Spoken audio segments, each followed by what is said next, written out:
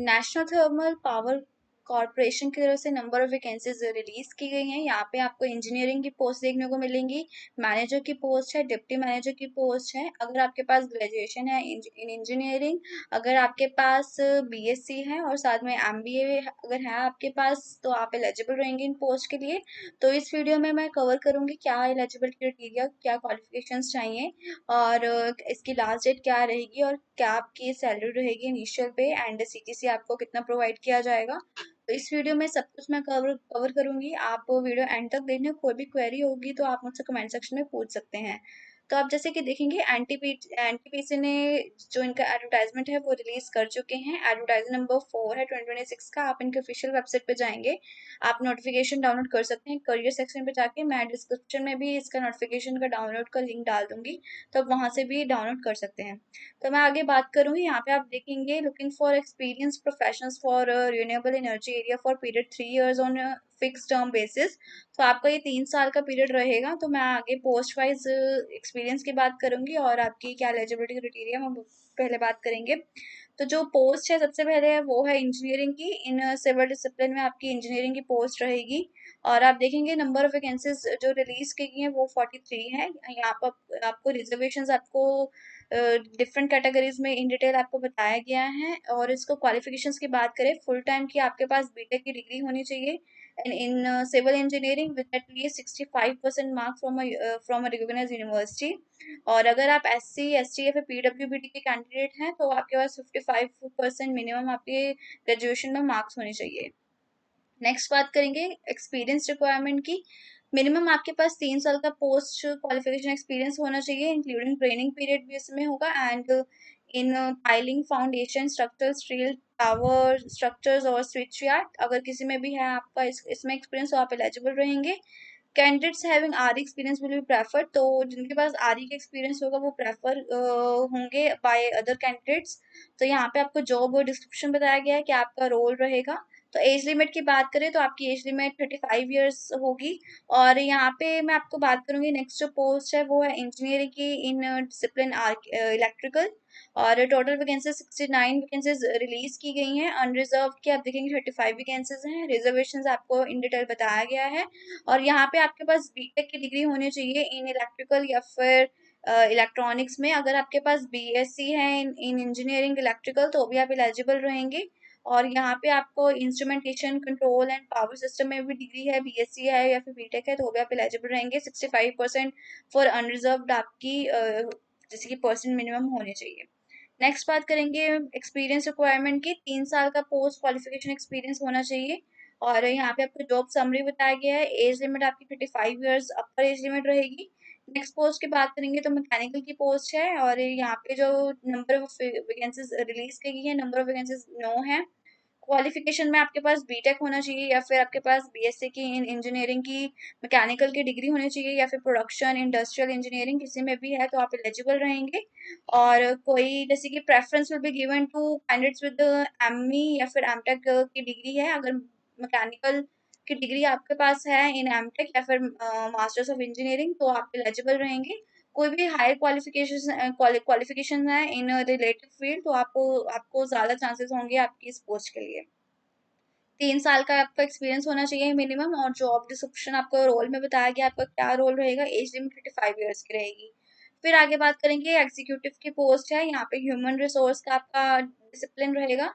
और total vacancies 4 vacancies release की गई हैं। ग्रेजुएट आपके पास होना चाहिए with at least 2 years full time post graduation degree. Graduate आपकी किसी में डिसिप्लिन में चलेगा। और 2 साल का आपका full time post graduate degree होना चाहिए, या फिर पोस्ट ग्रेजुएट डिप्लोमा भी होगा in management with specialisation in HR industrial relation personnel management, तो आप एलिजिबल रहेंगे।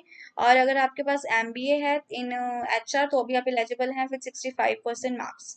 एंड ग्रेजुएट यहाँ पर आपका मैंडेटरी है। साथ में आपके पास पोस्ट ग्रेजुएशन की डिग्री है इन एमबीए या फिर डिप्लोमा है तो आप एलिजिबल रहेंगे। नेक्स्ट बात करेंगे मिनिमम आपके पास 3 साल का एक्सपीरियंस होना चाहिए पोस्ट क्वालिफिकेशन इन एचआर या फिर industrial relations. Candidates with knowledge of SAP या फिर एमएस ऑफिस या फिर data analytics will be preferred. और जॉब रोल आपको बताया गया 35 years आपकी अपर एज लिमिट रहेगी। नेक्स्ट बात करेंगे जो एग्जीक्यूटिव की पोस्ट है इन फाइनेंस, टोटल वैकेंसीज 9 हैं और क्वालिफिकेशंस आपके पास क्वालिफाइड सीए या फिर सीएमए आपके पास क्वालिफिकेशंस होनी चाहिए। एक्सपीरियंस की बात करें तो आपके पास 1 साल का पोस्ट क्वालिफिकेशन एक्सपीरियंस होना चाहिए। आपका रोल बताया गया है एंड आपकी एज लिमिट आपकी रहेगी 35 ईयर्स। एंड नेक्स्ट पोस्ट की बात करें जो इंजीनियरिंग की पोस्ट है in safety discipline, 7 vacancies release की गई हैं। क्वालिफिकेशंस की आपके पास फुल टाइम की इंजीनियरिंग की डिग्री होनी चाहिए in mechanical, production, electrical, civil, power engineering. अगर इसमें किसी में भी है तो आप एलिजिबल रहेंगे विद एटलीस्ट 65% मार्क्स। और आगे बात करेंगे नेक्स्ट आपका, जैसे कि एक्सपीरियंस आपकी बात करें 3 साल का मिनिमम एक्सपीरियंस होना चाहिए और अपर एज लिमिट 35 ईयर्स की है। नेक्स्ट पोस्ट है एग्जीक्यूटिव की इन सीएसआर, 5 वैकेंसीज हैं। यहाँ पे आपके पास फुल टाइम की पोस्ट ग्रेजुएशन की डिग्री होनी चाहिए या फिर डिप्लोमा है तो भी आप एलिजिबल हैं in rural management, rural development, displacement, resettlement, rehabilitation, community development. अगर किसी में भी social entrepreneurship, social development, social administration किसी में भी है तो आप एलिजिबल रहेंगे। और यहाँ पे अगर आपके पास एमबीए है और ग्रेजुएट इन इंजीनियरिंग है विद एटलीस्ट 65% तो भी आप एलिजिबल रहेंगे। तो अगर आपके पास ग्रेजुएशन भी है सिर्फ इंजीनियरिंग में किसी भी डिसिप्लिन में तो भी आप एलिजिबल हैं। 65% आपके पास टोटल मिनिमम आपके मार्क्स होने चाहिए। रोल की बात करेंगे, यहाँ पे आपकी जॉब रिस्पॉन्सिबल बताया गया है कि आपकी रिस्पॉन्सिबिलिटीज होंगी। और एज लिमिट की बात करें 35 ईयर्स आपकी एज लिमिट रहेगी।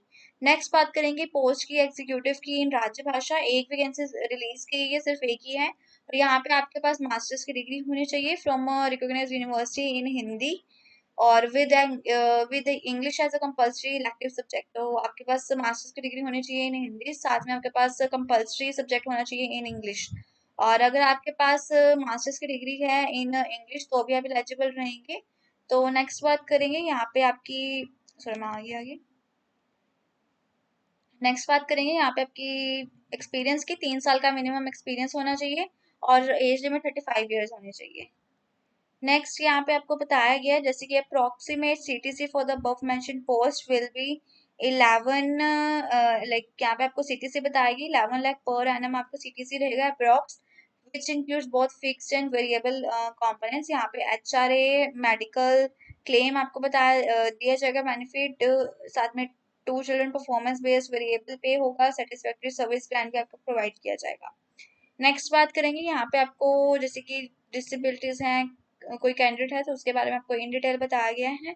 नेक्स्ट आपको जो सिलेक्शन होगा थ्रू सीबीटी बेस्ड टेस्ट होगा और सीबीटी बेस्ड टेस्ट में आपके पास यहाँ पे डिफरेंट सेक्शंस होंगे based on quantitative aptitude, verbal ability और general knowledge, logical reasoning, technical skills. आपके पास डिफरेंट डिफरेंट सेक्शंस होंगे तो आप इन डिटेल यहाँ पे पढ़ सकते हैं। और online CBT will be held at Kolkata, Chennai, Delhi, Mumbai, Visakhapatnam, Gandhinagar, Ahmedabad, Lucknow, Jaipur and Bhopal और रायपुर। इसमें से किसी भी सिटीज में आपका या फिर कोई भी स्टेट में आपका सीबीटी बेस्ड टेस्ट होगा तो आप इसी सीबीटी बेस्ड टेस्ट के लिए अप्लाई कर सकते हैं और इन्हीं सिटीज में आपका टेस्ट लिया जाएगा। और सीबीटी बेस्ड टेस्ट के बाद आपको शॉर्टलिस्ट किया जाएगा फॉर इंटरव्यू और उसके बेसिस पे आपको पोस्ट में आपकी जो भी जितने भी आपके क्वालिफाइंग मार्क्स होंगे उसके बेसिस पे आपको अलॉट किया जाएगा। नेक्स्ट बात करेंगे यहाँ पे आपको इवैल्यूएशन क्राइटेरिया बताया गया है, आप अच्छे से रीड आउट कर सकते हैं। और जहाँ यहाँ पे आपको how to upload documents for applying आपको इन डिटेल बताया गया है, आप इन डिटेल यहाँ पे पढ़ सकते हैं, जनरल इंस्ट्रक्शंस बताई गई हैं। और यहाँ पे आपको बताया गया है आपकी जो फीस रहेगी for journal EWS OBC category, OBC category के लिए उनकी उनकी जो फीस रहेगी 500 रुपीज रहेगी नॉन रिफंडेबल। और एससी एसटी के लिए या फिर पीडब्ल्यूबीडी और फीमेल कैंडिडेट्स के लिए कोई फीस नहीं रहेगी, एग्जम्प्टेड रहेंगे वो फीस से। नेक्स्ट बात करेंगे तो इनके ऑनलाइन एप्लीकेशंस एक्टिव हो चुके हैं 18 अगस्त से और जो लास्ट डेट रहेगा वो 7 सितंबर रहेगा 2026। तो आपने इससे पहले एप्लीकेशन फॉर्म फिल करना है एंड एप्लीकेशन फी भी साथ में सबमिट करनी है। तो इस वीडियो में सब कुछ मैं कवर कर चुकी हूँ कि आपकी इंपॉर्टेंट डिटेल्स थी जो भी आपको इंस्ट्रक्शंस यहाँ पे बताई गई थी। तो मैंने इंपॉर्टेंट डिटेल्स आपको सबमिट आपको लाइक सब कुछ आपको बता दिया है। तो कोई भी क्वेरी होगी तो आप मुझसे पूछ सकते हैं। तो वीडियो अच्छी लगी हो तो please like this video and subscribe my channel career updates, and thank you so much for watching this video and please like this video.